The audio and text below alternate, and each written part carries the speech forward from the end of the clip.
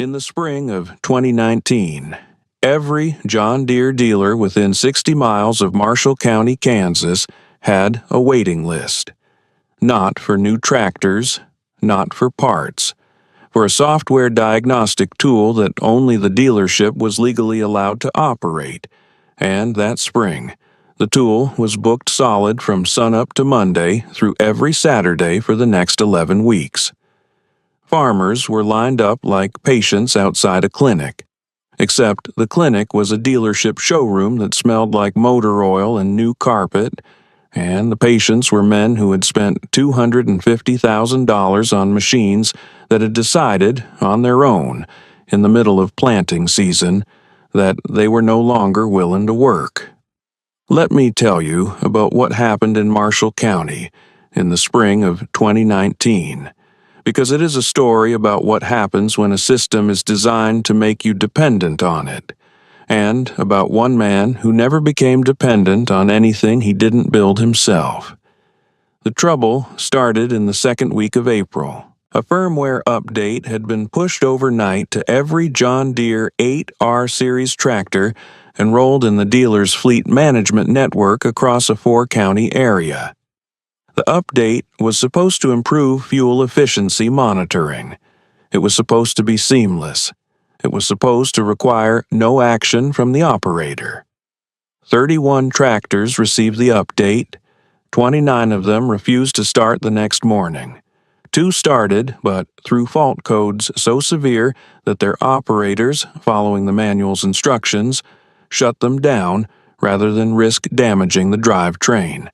That was 31 tractors, 31 planting operations, 31 families staring at a screen that said service required, and a phone number that rang into a queue.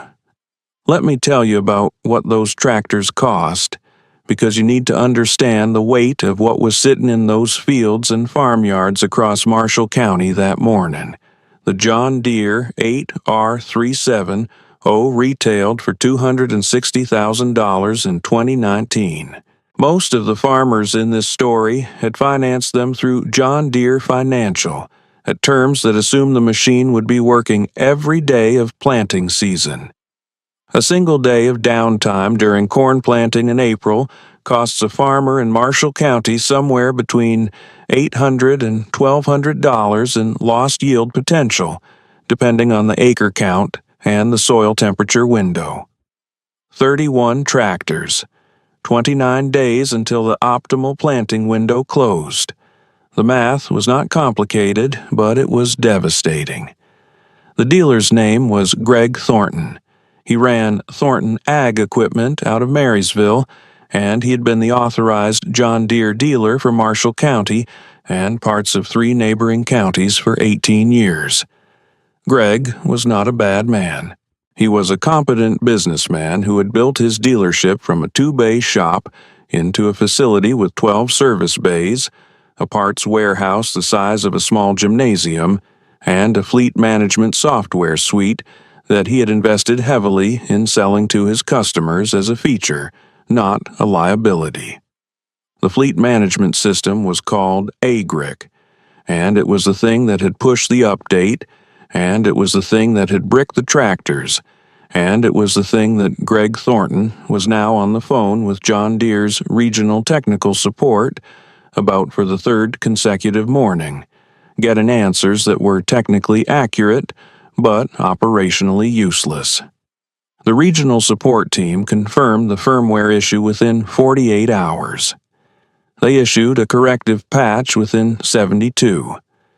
The patch had to be applied manually, on site, by a certified technician using a proprietary diagnostic interface called Service Advisor. There were 4 Service Advisor terminals in the county. 2 were at Thornton's dealership. 1 was at a co-op in Blue Rapids that had a service agreement with Thornton. 1 was at a competing dealer 40 miles south who was, understandably, not inclined to loan it out. Each diagnostic session took between 90 minutes and 3 hours, depending on the tractor's fault log. 4 terminals, 31 tractors. You do the math. Greg Thornton was doing the math every morning on a whiteboard in his service bay, and the numbers were not improving. By the end of the first week, 12 tractors had been patched and returned to service. 19 remained down. By the end of the second week, 22 had been patched. 9 remained. Those 9 belonged to farmers at the back of the queue. Farmers with smaller operations, farmers who hadn't bought their tractors from Thornton directly and therefore occupied a lower priority in his scheduling logic, whether he would have admitted that or not. One of those 9 was a man named Harlan Dykstra, who farmed 380 acres of mixed corn and soybeans 12 miles east of Marysville on a piece of ground his grandfather had broken in 1931. Harlan's 8R had been down for 18 days. He had planted exactly 0 acres. The window was closing. Let me tell you about Harlan Dykstra, because you need to understand the man before you can understand what he did and what he didn't do, and why the difference between those two things matters. Harlan was 67 years old in 2019. He had farmed that same 380 acres for 41 years, having taken it over from his father, Leonard Dykstra, in 1978 at the age of 26. Leonard had taken it from his own father, Willem Dykstra, who had immigrated from the Netherlands in 1922 and broken that ground with a team of horses and a borrowed moldboard plow. 3 generations of Dykstras had farmed that ground, and 3 generations of Dykstras had shared a particular quality that Harlan's wife, June, described as being allergic to asking for help from people who didn't know what they were doing. It was not stubbornness, exactly. It was a kind of precision about competence. Harlan respected people who knew their craft and had earned their knowledge through practice. He had very little patience for authority that came from a title or a franchise agreement rather than from demonstrated understanding. Harlan had bought the 8R 3 years earlier, in 2016, because his previous tractor, a 2003 John Deere 7820, had finally developed a cracked block that wasn't worth repairing. He had not been entirely comfortable with the 8R's computerized systems from the beginning. He had told Greg Thornton, at the time of purchase, that he didn't want the fleet management enrollment, that he didn't want his tractor connected to any network he didn't control, and that he preferred to handle his own diagnostics the way he always had. Greg had explained, patiently and professionally, that the AgriQ enrollment was essentially standard on the 8R platform, that it provided valuable telemetry, and that opting out would void certain warranty provisions. Harlan had signed the enrollment form. He had not been happy about it. Now, 18 days into a software-induced shutdown, with his planting window narrowing to something that was going to cost him real money, Harlan Dykstra was standing in his machine shed at 6 in the morning, looking at his bricked 8R and at the thing parked beside it, which was a 1962 Massey Ferguson 65, painted red and gray, with a 4-cylinder Perkins diesel engine that displaced 203 cubic inches and produced 50 horsepower at the PTO shaft. The Massey had belonged to his father. Before that, it had belonged to his grandfather Willem, who had bought it new in the fall of 1962 for $2,200, which was, at the time, roughly what a good milk cow sold for at the Marysville livestock auction. Willem had used it for everything: plowing, cultivating, baling, post-hole digging. Leonard had kept it running and added a loader. Harlan had rebuilt the engine once, in 1994, replacing the rings and the main bearings and having the head resurfaced at a machine shop in Waterville. The Massey had not been his primary tractor in 20 years, but it ran. It had always run. Harlan stood in that shed for a while. He looked at the 8R with its blank display screen and its locked-out engine controller. He looked at the Massey with its hand throttle and its direct mechanical linkage and its complete indifference to firmware updates. Then he went inside and told June he was going to need her help moving some equipment. Let me tell you about what Harlan did over the next 4 days, because the story of those 4 days is not dramatic in the way that stories are usually dramatic.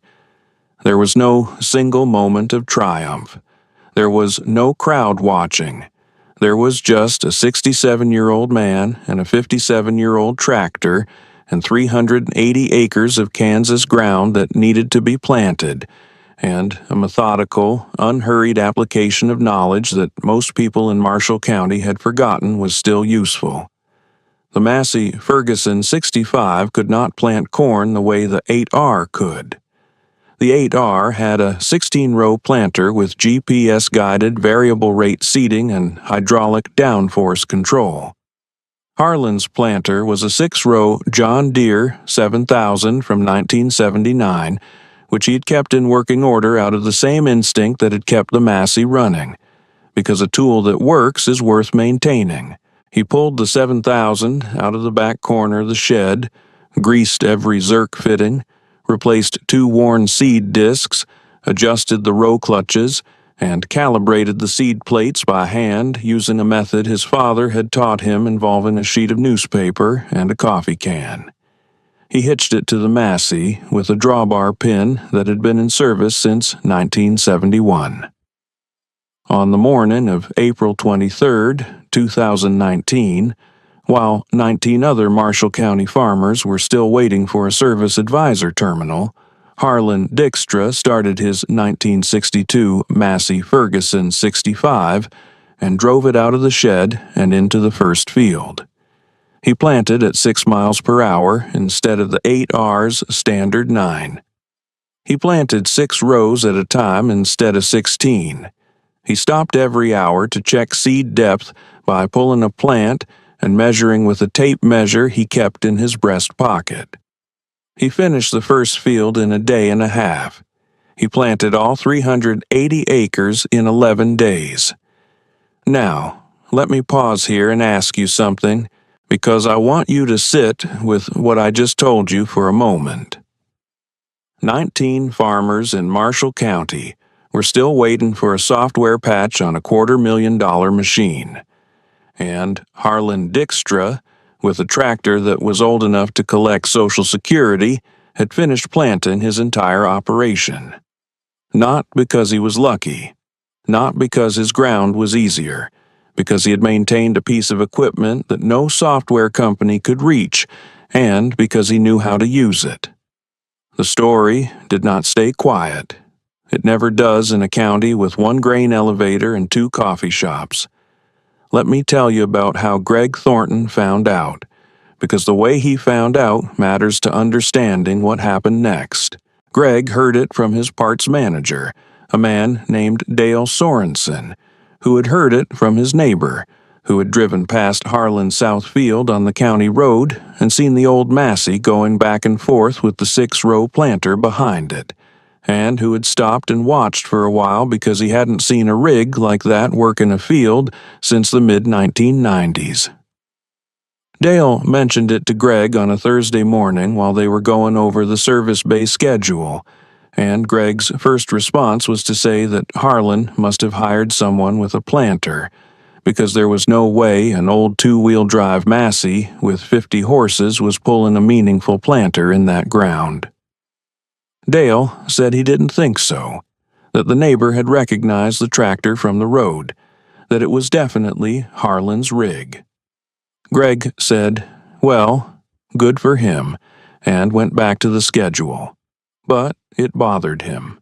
Greg Thornton was not a man who was easily bothered by things, but this bothered him because it implied something he didn't want to examine too carefully, which was that one of his customers had been so far back in his service queue that the customer had resurrected a 57-year-old tractor rather than wait for Greg's technicians. That was not a good story.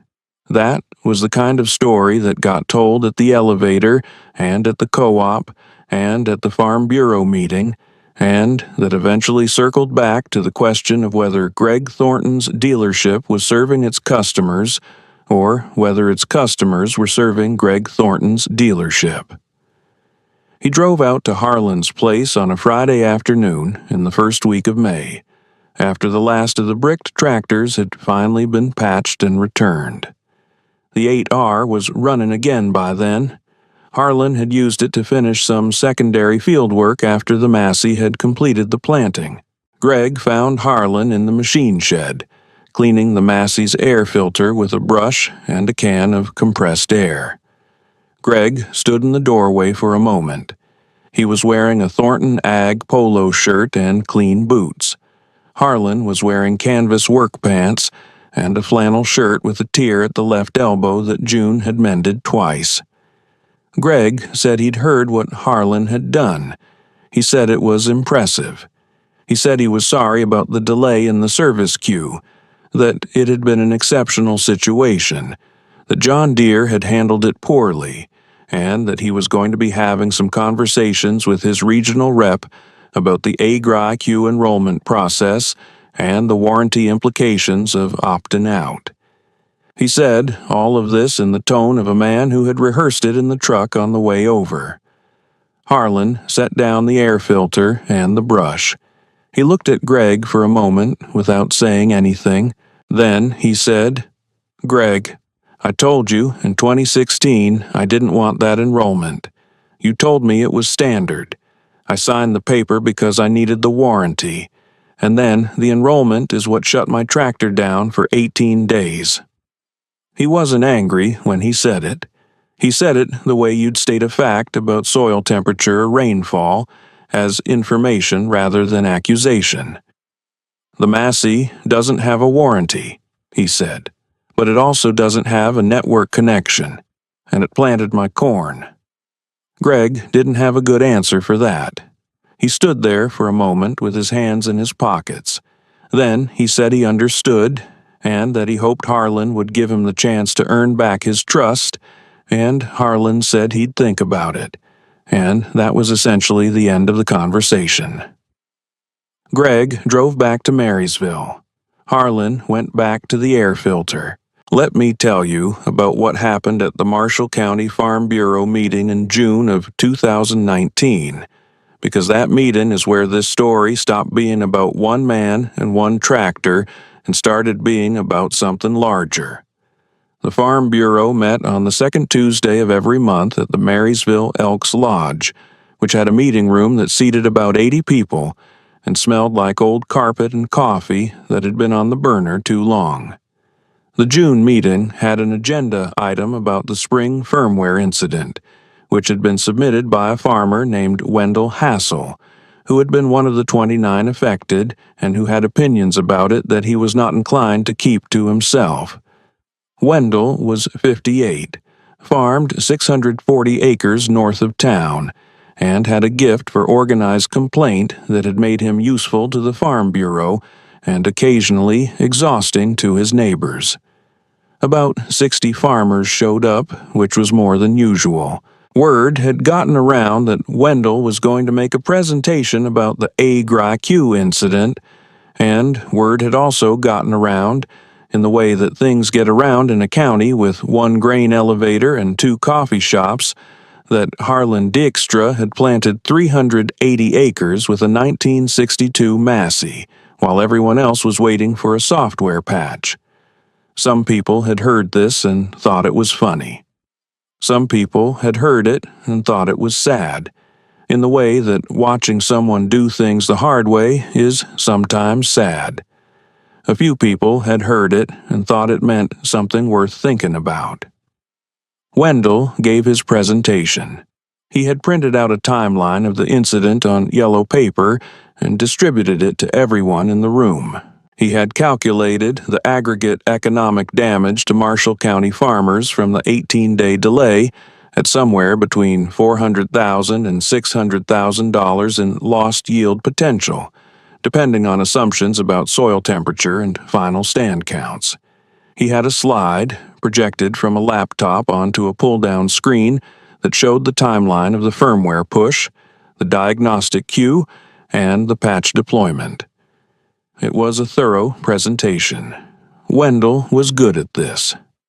When Wendell finished, the room opened up for discussion, and for about 20 minutes people said what you'd expect them to say. They talked about right-to-repair legislation and whether Kansas should be pushing its congressional delegation harder on the issue. They talked about whether the AGRI-Q enrollment should be optional and whether the warranty provisions were legally defensible. They talked about Greg Thornton and whether his service capacity was adequate for the county's needs. Greg was not at the meeting. He had been invited. He had sent his service manager instead, a young man named Tyler who sat in the back row and took notes and said very little. Then someone, and nobody later could agree on exactly who it was, said something about Harlan Dykstra and the Massey, and the room shifted. It shifted the way rooms shift when a conversation moves from the abstract to the specific, from policy to story. People who had been half listening straightened up. People who had been looking at their phones put them away. Harlan was sitting in the third row, which was where he always sat at Farm Bureau meetings, not because he was particularly engaged, but because he had sat there for 30 years, and it was habit. He had not planned to speak. He did not especially want to speak, but the room was looking at him. Someone asked him directly, how had he done it? Not sarcastically, genuinely. How had he kept that tractor running? And how had he known it would work? And what had he been thinking when he made the decision to hitch up the 6-row planter instead of waiting for the patch? Harlan thought about it for a moment. Then he said, I didn't decide anything. The Massey was there, the planter was there, the ground needed planting. That's not a decision. That's just arithmetic. The room was quiet for a second. Then a few people laughed, not unkindly. Then a few more people started asking questions, and Harlan answered them in the same way he'd answered the first one, directly, without elaboration, as if the answers were obvious, which to him they were. He said he had maintained the Massey because his father had maintained it, and his grandfather had bought it, and there was no reason to let something stop working that didn't need to stop working. He said he had kept the 6-row planter because 6 rows of corn planted on time is worth more than 16 rows of corn planted late. He said he had learned to calibrate the seed plates by hand from his father, who had learned it from a Massey Ferguson dealer's manual from 1964, which he still had in a binder in the house. He said the Massey had no computers and no network connection and no firmware, and that this was, in his view, not a deficiency. Someone in the back of the room, and this was Tyler, the service manager Greg had sent, said something about how you couldn't run a modern operation on 50 horsepower in a 6-row planter, that the economics of scale required the kind of capacity that only modern equipment could provide. He said it professionally, not rudely, but he said it with the confidence of a young man who had been trained to say it. Harlan looked at him for a moment. He said, Your modern equipment was sitting in my shed for 18 days. My 50 horsepower planted the corn. Tell me again about the economics of scale. Tyler didn't have a response to that. Nobody in the room did. The meeting moved on to other business, but the conversation didn't really end. It just moved to the parking lot and the coffee shop and the elevator, where it continued for the rest of the summer. Let me tell you about what happened to Harlan's corn that fall, because the planting story would be incomplete without the harvest story, and the harvest story has numbers in it that deserve to be said out loud. Harlan's corn came in at 187 bushels per acre that fall.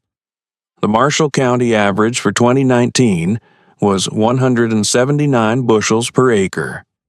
Harlan had planted on time, with adequate soil temperature at correct depth, with properly calibrated seed spacing. The Massey and the 6-row planter had done exactly what they were supposed to do. His neighbors, who had been delayed by the firmware incident, averaged somewhere between 162 and 171 bushels per acre, depending on how long they'd been down and how late they'd planted. At a corn price of $3.85 per bushel in the fall of 2019, the difference between 187 and 165 bushels per acre on 380 acres was roughly $32,000. Harlan had not lost $32,000. His neighbors had. He didn't say this at the elevator. He didn't post it on the Marshall County Farm Bureau Facebook page. He put the numbers in a ledger the way his father had kept numbers, by hand, in a book with a green cover, and he noted the year and the circumstances and the yield, and he filed it in the same drawer where he kept the Massey Ferguson dealer's manual from 1964. Let me tell you about the right to repair conversation that followed, because it didn't stay in Marshall County. Wendell Hassel took his yellow paper timeline and his slide presentation to the Kansas Farm Bureau State Convention in Wichita that October. He had expanded it. He had added the aggregate yield data and the economic impact numbers and a section on the legal status of the AGRI-Q enrollment clause. He had also added, at the end, a section about Harlan Dykstra and the 1962 Massey Ferguson 65, which he titled, without apparent irony, The Backup Plan. The section was 3 pages long. It included a photograph of the Massey in the field that Wendell had taken from the county road in April, with the 6-row planter behind it and the Kansas sky above it, flat and blue and enormous. The presentation was well received. It was cited in a report prepared for the Kansas Legislature's Agriculture Committee the following spring. It was referenced in a piece published by the American Farm Bureau Federation's newsletter in the summer of 2020. The piece mentioned Harlan by name, with his permission. It mentioned the Massey by year and model. It mentioned the 6-row planter and the seed plate calibration method from the 1964 manual. It was read by a lot of farmers who had their own versions of the same story, or who recognized in Harlan's story something they had been thinking about without quite having the words for it. The right to repair movement in agriculture was already underway before 2019. John Deere had been fighting it for years, arguing that proprietary software was a safety and intellectual property issue, that allowing farmers to access their own diagnostic systems would create liability problems and enable counterfeit parts. Farmers had been arguing, with increasing volume, that a machine you couldn't fix yourself wasn't really yours, that a tractor locked behind a software wall was a tractor on a leash, and that the leash ran back to a dealership that charged $150 an hour for diagnostic time and had a queue that stretched 11 weeks into planting season. Harlan didn't go to Wichita. He didn't testify before the Agriculture Committee. He wasn't that kind of man. But his story was there, in Wendell's presentation, in the Farm Bureau newsletter, in the conversations at the elevator in the co-op and the Farm Bureau meetings across the state, and it was doing what stories do when they're true and specific and grounded in a real place and a real person and a real machine. It was making the abstract argument concrete. It was giving people something to point to. Let me tell you about Greg Thornton, because his story didn't end in Harlan's machine shed in May of 2019, and it's worth telling. Greg spent the summer of 2019 having conversations he hadn't expected to have. He had conversations with his John Deere regional rep about the AGRI-Q enrollment clause and the warranty implications of opting out. He had conversations with his own service manager about diagnostic queue capacity and whether 4 service advisor terminals was adequate for a county with the machine count Marshall County had. He had conversations with his accountant about what the liability exposure looked like if a farmer decided to sue over planting season losses caused by a firmware update that Greg's dealership had, in a sense, facilitated by enrolling the tractors in the first place. He also had a conversation with himself, which was harder. Greg had built his dealership on the premise that modern technology made farming better, that the investment in precision agriculture systems paid for itself in yield optimization and input efficiency, and that his role was to help farmers access and use those systems. He believed this. He had sold it for 18 years.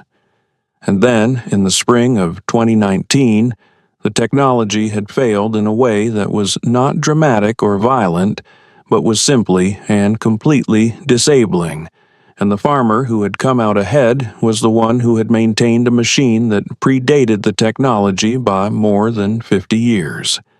That was not a comfortable thing to sit with. Greg was not the kind of man who sat comfortably with uncomfortable things. He was the kind of man who did something about them. In the fall of 2019, Greg Thornton added a line item to his service agreements. It was a small thing, and it didn't make the Farm Bureau newsletter, but it was real. The line item was an opt-out provision for AgriQ enrollment, with a clear statement that opting out would not void the warranty on any mechanical or hydraulic system, only on software-dependent features. He had negotiated this with his John Deere regional rep over the course of 3 months. The rep had not been enthusiastic. Greg had been persistent. The provision went into every new service agreement Thornton Ag Equipment issued starting in November of 2019. He didn't tell Harlan about it directly. He sent him a letter, a single page, typed on Thornton Ag letterhead, that said he had made some changes to his enrollment process and that he wanted Harlan to know about them, and that he hoped Harlan would consider Thornton's for his next parts purchase. Harlan read the letter at the kitchen table while June was making coffee. He read it twice. He folded it and put it in the drawer with the green ledger and the 1964 Massey Ferguson manual. He didn't call Greg, but the following spring, when he needed a set of injector seals for the 8R, he drove to Thornton's and bought them there instead of ordering them online, which was what he'd been doing for the previous year. Greg was behind the parts counter when Harlan came in. They didn't talk about the letter or the enrollment provision or the spring of 2019. They talked about soil moisture and the forecast for the week and whether the new corn hybrid from Pioneer was living up to its trial numbers. It was a normal conversation between a farmer and a dealer, which was, in its own quiet way, the resolution that both of them had been working toward. Let me tell you about the Massey Ferguson 65, because the machine deserves its own accounting, separate from the events of 2019. The tractor was built in Detroit, Michigan, in the fall of 1962, at the Massey Ferguson plant on East Grand Boulevard, which had been producing farm equipment since the company's predecessor, the Ferguson Tractor Company, had set up American manufacturing operations in the late 1940s. The 65 was a mid-range machine, positioned between the smaller 35 and the larger 85 in Massey's lineup. It used the Perkins A4.203 engine, a 4-cylinder indirect injection diesel that was known, among people who knew such things, for being nearly impossible to kill. The A4.203 had a reputation for running on fuel of questionable quality, for starting in cold weather that stopped other engines, and for tolerating the kind of deferred maintenance that would destroy a more precisely engineered machine. It was not a sophisticated engine. It was a stubborn one. Willem Dijkstra had bought his in October of 1962, serial number 527841, from a Massey Ferguson dealer in Marysville whose name and address were stamped on a plate riveted to the inside of the hood. The dealer had been out of business since 1978. The plate was still there. Willem had used the tractor for 14 years before he passed the farm to Leonard. Leonard had used it for another 26 years before he passed it to Harlan. Harlan had used it as a primary tractor until 1999 and as a secondary and backup machine since then. The engine had been rebuilt once. The hydraulic pump had been replaced twice. The seat had been reupholstered with a piece of vinyl that June had bought at a fabric store in Manhattan, Kansas, in 2003. Everything else was original. The hour meter, which was a mechanical unit mounted on the instrument panel, had rolled over twice. The tractor had accumulated somewhere between 12,000 and 14,000 hours of actual use, depending on how you accounted for the rollover. For context, a well-maintained modern tractor is considered to have significant remaining useful life at 10,000 hours. The Massey had passed that threshold sometime in the 1980s and had not slowed down noticeably. Harlan maintained it the way his father had taught him and the way the 1964 manual specified: oil and filter every 100 hours, valve adjustment every 500 hours, injection timing checked every 1,000 hours, coolant system flushed every 2 years. He kept a maintenance log in the same green cover ledger style his father had used, going back to 1978. The log was specific. It noted dates, hour meter readings, parts used, sources, costs. It was the kind of record that a museum curator would find invaluable, and that most farmers, even careful ones, stopped keeping after the first decade. When Harlan rebuilt the engine in 1994, he had sourced the parts from a supplier in Wichita that specialized in Perkins engine components.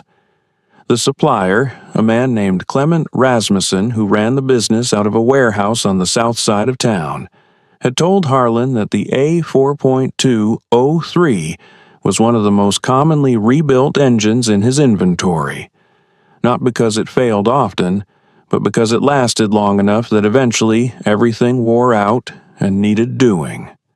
Clement had said the engine was designed to be rebuilt, that it had been engineered with the assumption that a farmer would do the work himself, that the tolerances were specified in the manual and achievable with tools a reasonably equipped farm shop would have. Harlan had done the rebuild himself in the machine shed over the course of 3 weekends in February. The engine had run without issue since. This is what Harlan meant when he said the Massey's lack of computers was not a deficiency. He did not mean that computers were bad or that modern tractors were inferior. He meant that a machine you can rebuild in your own shed with parts you can buy from a supplier in Wichita, with specifications from a manual you have in a binder in your house, is a machine that cannot be taken from you by a firmware update or a proprietary diagnostic tool or a service queue that runs 11 weeks into planting season. The dependence is different. The vulnerability is different. And in the spring of 2019, the difference had been worth roughly $32,000. Let me tell you about the conversation Harlan had with his son, because it is the conversation that closes this story in the way that stories like this need to be closed. Harlan's son, Peter Dykstra, was 38 years old in 2019. He had grown up on the farm, had gone to Kansas State for an agricultural engineering degree, and had come back to Marshall County in 2008 to farm alongside his father. Peter was not his father. He was a careful man, methodical and data-driven in the way that an agricultural engineering education makes you, and he had been the one who had pushed for the 8R purchase in 2016, who had seen the precision agriculture numbers and the variable rate seeding data, and had made the case to Harlan that the investment would pay for itself in 3 to 5 years. He had not been wrong about the numbers. He had not anticipated the firmware. In the spring of 2019, Peter had watched his father plant 380 acres with the Massey and the 6-row planter, while Peter's own fields sat waiting for the patch. Peter farmed a separate 240-acre parcel that he had purchased in 2012, and his tractor, a John Deere 6155R, had also been enrolled in A grain queue, and it had also been bricked by the update, and he had also been in Greg Thornton's queue. He had been patched and back in the field by day 14, which was earlier than some, but still late enough to cost him. He had watched his father finish planting on day 11 with the old Massey, and he had felt something complicated about it that took him a while to sort out. The conversation happened in late October, after harvest, at the kitchen table in the house Harlan had grown up in, and where he and June still lived. Peter had brought his harvest numbers. His 6155R was running fine. His corn had come in at 174 bushels per acre, which was below the county average and well below his father's 187. The late planting had cost him, as the numbers had said it would. Peter said he had been thinking about the Massey. He said he had been thinking about it since April, and that he had done some research, and that he wanted to talk about it. He said he had found a 1965 Massey Ferguson 135, which was a smaller machine than the 65 but used the same Perkins engine family, at an estate auction in Pottawatomie County for $2,800. He said he thought they should buy it. Not as a primary tractor, as a backup, as insurance against the thing that had happened in April. Harlan listened to all of this without interrupting. Then he was quiet for a moment.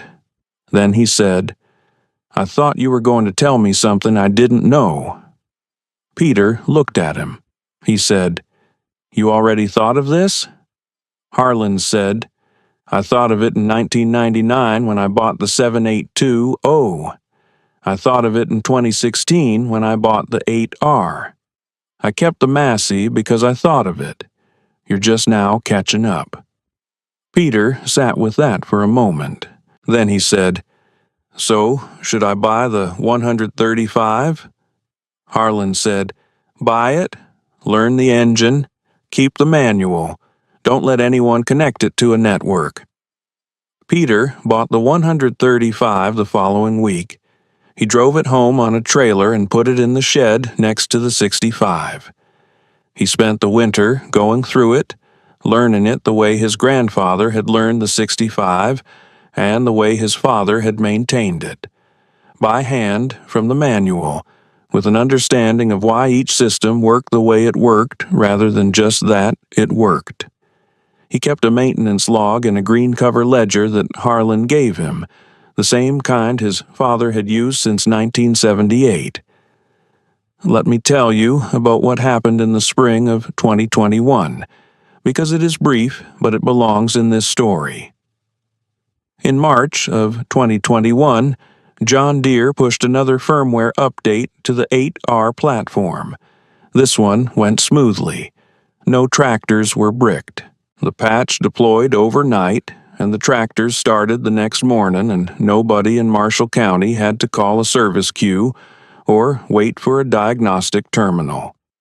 Greg Thornton's opt-out provision had been taken up by about a third of his customers by then, and those customers' tractors were not enrolled in AgriQ and did not receive the update at all, which meant they also could not have been bricked by it, which was a kind of insurance that cost nothing and required only a signature. Harlan's 8R received the update and started fine. Harlan noted this in the green ledger without particular comment. He also noted the hour meter reading on the Massey Ferguson 65, which was 13,847 hours, and the oil change he had performed that morning, and the fact that the engine had started on the first crank in 28-degree weather, which was the kind of thing he had been noting in the ledger for 41 years, and which he saw no reason to stop noting. Peter's 1965 Massey Ferguson 135 was in the shed next to the 65, fully serviced, with a full tank of diesel and a set of spare injectors on the shelf above it. It had not been needed that spring. Peter hoped it would never be needed. But he kept it the way his grandfather had kept the 65 and the way his father had kept it after that, because the keeping was not about the crisis. The keeping was about the understanding. The keeping was about knowing that the ground didn't care what firmware version your tractor was running, and that a seed in the soil at the right temperature on the right day was worth more than any precision agriculture system that couldn't be reached by a network connection. Let me tell you one last thing, because the story has one more scene in it, and it happened quietly enough that it might have been missed if you weren't paying attention. In the summer of 2022, a young woman named Ingrid Johansson, who was 24 years old and had just completed a master's degree in agricultural systems engineering at Kansas State, came to Marshall County to conduct field interviews for a research project on equipment resilience and right-to-repair practices among small and mid-scale grain farmers. She had a list of 12 farmers to interview. Harlan Dykstra was on the list. She drove out to the farm on a Tuesday morning in July and found him in the machine shed, which was where she had been told she would find him. She asked him about the spring of 2019. She had read Wendell Hassel's presentation and the Farm Bureau newsletter piece and the Agriculture Committee report. She had the numbers. She wanted to understand the decision-making process, the risk calculus, the point at which he had decided that the old tractor was the right tool for the situation. Harlan listened to the question, He looked at the Massey, which was parked where it had been parked for 60 years, more or less, in the same shed, next to different tractors in different eras. He looked at Ingrid with her notebook and her Kansas State lanyard, and her careful, precise question about decision-making and risk calculus. He said, "It wasn't a decision. I kept the tractor because it worked. When the other one stopped working, I used the one that worked. That's not a risk calculus. That's just farming." Ingrid wrote this down. She wrote down everything he said in the careful, thorough way of a researcher who knows that the most important things are often said in the simplest sentences. She spent 3 hours at the farm that morning. She looked at the maintenance logs going back to 1978. She looked at the 1964 Massey Ferguson dealer's manual in its binder. She looked at the hour meter on the 65, which read 13,991 hours, and at the 135 parked beside it, which was Peter's, and at the green ledger on the shelf where Peter had been keeping his own maintenance record since 2019. Before she left, she asked Harlan if there was anything he wanted to say for the record, anything he thought the research community or the policy people or the right-to-repair advocates should understand that they might be missing. Harlan thought about it. He said, "Tell them that a tractor is a tool. A tool is only yours if you can fix it. If you can't fix it, you're renting it, no matter what the title says." Ingrid wrote that down too. It ended up as the epigraph of her thesis, which was published by the Kansas State Agricultural Extension Service in 2023, and which was cited in 3 subsequent papers on equipment autonomy and farmer sovereignty in precision agriculture systems. The epigraph read, in full, "A tractor is a tool. A tool is only yours if you can fix it. If you can't fix it, you're renting it, no matter what the title says." Harlan Dykstra, Marshall County, Kansas, 2022. The Massey Ferguson 65 is still in the shed. The hour meter reads somewhere north of 14,000 now. The A4.203 engine starts on the first crank in cold weather, the way it has started on the first crank in cold weather since 1962. The 1964 dealer's manual is still in the binder. The green ledger has a new volume, started by Peter, sitting next to the old one started by Leonard. The 8R is still enrolled in Agri-Q because the opt-out provision covers warranty on mechanical systems. But Peter decided the precision seeding data was worth the trade-off, and Harlan let him make that call because Peter is the one who will farm that ground after Harlan is gone, and the decisions belong to the person who will live with them. Greg Thornton retired in 2021. His dealership was taken over by his son-in-law, who kept the opt-out provision in the service agreements and added a second service advisor terminal to the service bay. Whether he did this because of what happened in 2019 or for other reasons, nobody has said publicly. But the provision is there. Wendell Hassel is still on the Farm Bureau board. He still prints things on yellow paper. He still makes presentations. He is, by most accounts, still occasionally exhausting to his neighbors.